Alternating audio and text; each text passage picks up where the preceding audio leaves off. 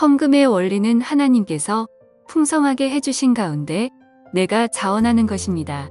하나님은 돈으로 경배를 받으시는 그런 수전노가 아닙니다. 헌금은 하나님께서 주신 것을 가지고 자원하는 것이며 성경의 어느 곳에도 성도들에게 빚을 내서 헌금하라는 내용은 없습니다. 서로 사랑하는 것 외에는 누구에게든지 어떤 것도 빚지지 말라. 다른 사람을 사랑하는 자는 율법을 성취하였느니라.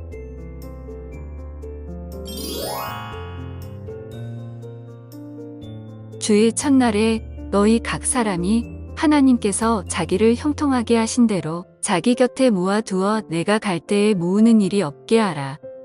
먼저 자원하는 마음만 있으면 사람이 가진 것에 따라 주께서 그것을 받으실 것이요 그가 갖지 아니한 것은 받지 아니하시리라.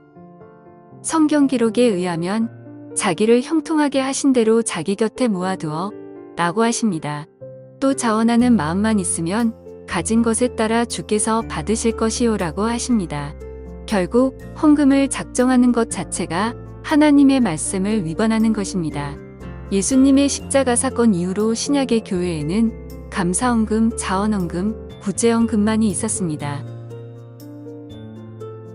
그래서 누군가가 얼마를 작정하라고 하거나 그런 마음을 가진다면 형통하게 하신 대로 자기 곁에 모아두어 라는 말씀과 자원하는 마음만 있으면 가진 것에 따라 받으실 것이요 라는 성경 말씀을 정면으로 무시하는 것이 됩니다. 사랑하는 자들아, 영을 다 믿지 말고 오직 그 영들이 하나님께 속하였는지 그것들을 시험하라. 이는 많은 거짓 대언자들이 나와서 세상에 들어왔기 때문이라. 옳고 그름의 절대 기준은 오직 하나님의 말씀인 성경입니다. 하나님의 말씀에 더하거나 빼거나 바꾸지 않고 믿는다면 무엇이 옳고 그른 것인지 판단할 수 있습니다. 성경 기록에 대한 무지는 결코 변명이 될 수 없습니다.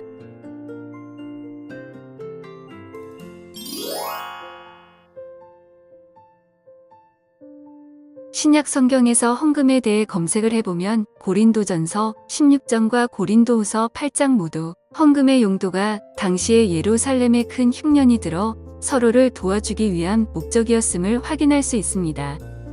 고린도후서 9장 6절과 7절에서 곧 인색하게 뿌리는 자는 또한 인색하게 거둘 것이요 풍성하게 뿌리는 자는 또한 풍성하게 거두리라는 것이라. 자기 마음속에서 정한 대로 줄 것이요 마지못해 하거나 억지로 하지 말지니 하나님은 즐거이 주는 자를 사랑하시느니라 라고 기록되어 있습니다.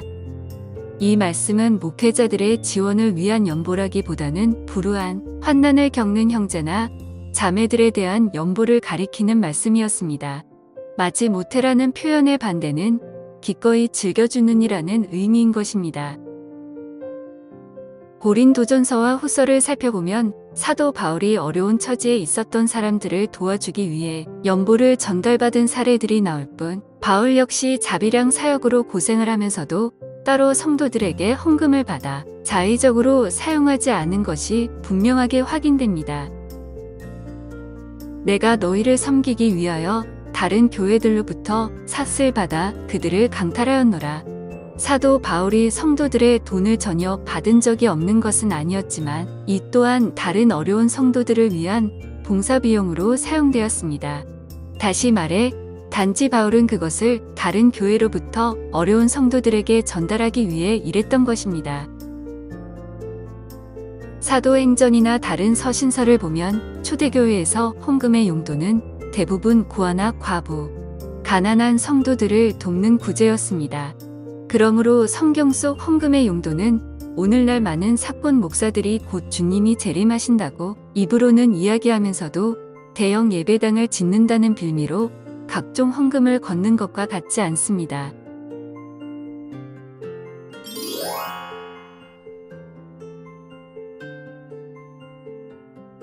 예수님의 십자가 사건 이후로부터 신약의 초대교회에는 11조에 대한 사례가 없습니다. 본래 구약 성경에 언급된 11조는 아브라함이 바쳤던 일회성인 경우도 있었지만 일반적으로는 이스라엘 신정국가 체제 하에서 제사 장직을 맡은 레위 지파를 위한 몫이었습니다. 다른 용도로는 절개 행사 비용 또는 고아나 과부, 가난한 사람들을 위한 것이었습니다. 즉, 당시의 이스라엘 백성들에게는 세금에 가까웠습니다. 출애굽 이후에 땅을 분배받은 11지파들과는 달리 제사 장직을 맡았던 레위 지파들에게는 다른 수입원이 없었기 때문입니다. 너희도 살아있는 돌들로서 영적 집으로 건축되고 예수 그리스도를 통해 하나님께서 받으실 만한 영적 희생물을 드리는 거룩한 제사장이 되었도다. 예수님의 십자가 사건 이후에는 모든 성도가 왕과 같은 제사장 신분이 되었습니다. 그러므로 레위 제사장직이 더 이상 필요 없게 된 신약의 교회에는 11조를 과연 누구의 몫으로 드려야 하는 것인지도 의문이 생기는 것입니다. 니골라당에 대한 영상에서 이미 다루었듯이 목사나 장로 혹은 감독은 구약시대의 성직자였던 제사장직과 같은 선상에 둘 수는 없습니다. 왜냐하면 목사나 장로 혹은 감독은 다른 성도들과 같이 은사나 직무로서의 의미만 부여된 평등한 지체요, 형제일 뿐이기 때문입니다.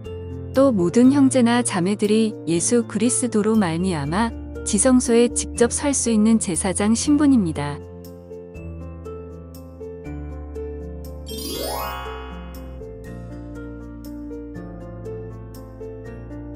바리새인들이 멸망한 후인 신약의 초대교회 시기에는 11조를 잘 해야 한다거나 잘했다는 기록이 없습니다. 기독교가 박해의 시대를 거쳐 황제에 의해 공인되기 전인 4세기 초가 될 때까지도 11조는 헌금의 일종으로 실행되지 않았습니다. 1세기 초대교회에서 폐지되었던 11조 제도는 한참 후에 중세 로마 카톨릭 시대에 슬며시 나타났다가 종교개혁 이후 교회와 국가가 분리되면서 다시 대부분의 유럽 전역의 교회들에서 폐지되었습니다. 지적할 점은 중세 시기에 온갖 비리로 난무했던 카톨릭조차도 지금은 11조의 제도를 버리고 자율적인 헌금 방식을 채택하고 있다는 것입니다.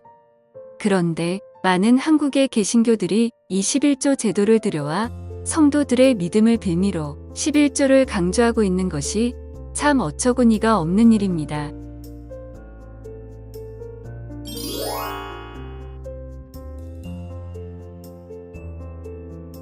많은 목회자들이 마태복음 23장 23절의 예수님의 말씀을 인용하며 11조를 강조하고 있습니다. 그러나 이때는 아직 예수님께서 십자가에서 죽기 이전이었으므로 11조가 아직 유효한 상태였습니다. 아울러서 예수님께서는 당시의 11조뿐만이 아니라 다른 율법인 할례와 안식일도 지키셨음을 주목할 수 있습니다. 반면에 21조가 폐지될 것임을 증거하는 결정적인 구절이 있습니다. 예수님께서 그들에게 대답하여 이르시되 이 성전을 헐라. 사흘 안에 내가 그것을 일으켜 세우리라. 11조는 성전에서 드려져야 하는데 예수님께서 성전을 헐라고 하신 말씀은 곧 하나님께서 스스로 11조를 드리는 제도를 제거하신다는 의미인 것입니다. 또 성전이 제거되면 레위 지파의 제사장직도 종결됨을 뜻합니다.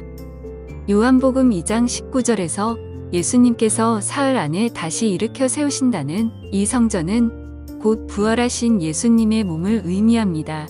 따라서 성전의 휘장이 찢어지고 사람의 손으로 지어졌던 헤롯 성전이 모두 무너지면서 지금은 할례나 안식일 그리고 제물을 바치거나 11조를 드리는 일은 더 이상 필요 없게 된 것입니다. 신약 성경의 곳곳을 보면 사랑으로 가난한 지체들을 서로 도왔던 일시적 헌금은 나오지만 11조를 강조하는 대목은 어딜 봐도 없습니다. 또 당시에 일부 유대인들 사이에 할례를 계속 행해야 한다는 할례당은 있었으나 11조당은 전혀 없었다는 것도 주목할 수 있습니다. 율법에 대한 모든 의식이나 관례는 전적으로 폐지를 하면서 오로지 11조만을 적용시키는 것은 그 의도가 분명해 보입니다. 11조를 강요하는 행위는 십자가의 공로를 무시한 채 무너진 헤롯 성전을 다시 세워 구약으로 돌아가려는 위법 행위와도 다름이 없습니다. 신정국가 시대가 아닌 현대를 사는 그리스도인들은 이미 국가에 상당 수준의 세금을 내고 있기도 합니다. 여기에 추가로 획일적인 11조를 강요하는 것은 이중과세인 것입니다. 또 한국교회는 그 외에도 별도로 주일헌금, 감사헌금, 건축헌금, 선교헌금 등의 수십 종의 헌금 명목을 만들어 자의반, 타의반으로 온통 돈 타령만 하고 있습니다. 또 예수님을 따르는 우리는 이미 위로부터 복을 넘치게 받은 사람들입니다. 11조나 헌금을 많이 하면 복을 받는다라는 허구적인 미신은 성경적이지 않습니다.